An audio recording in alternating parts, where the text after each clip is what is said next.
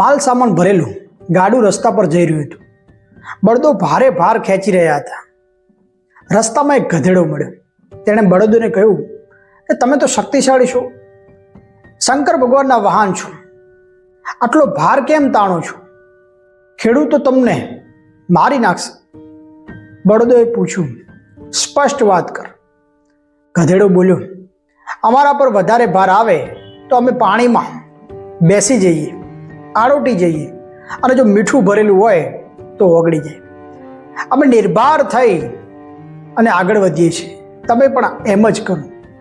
બળદોએ શાંતિથી જવાબ આપ્યો કે ભાઈ, અમે ગાયોના દૂધ પીધા છે, અમારાથી ફરજ છોડીને ભાગી ના શકાય. મિત્રો, સાચી શક્તિ ભારમાંથી ભાગવામાં નથી, પણ જવાબદારી નિભાવવામાં છે. શિક્ષણ એવું હોવું જોઈએ કે જે શીલ, સંસ્કાર અને ફરજના ભાવ જાગૃત કરે. મજબૂત બનવું હોય તો સહનશીલતા અને ફરજશીલતા શીખો.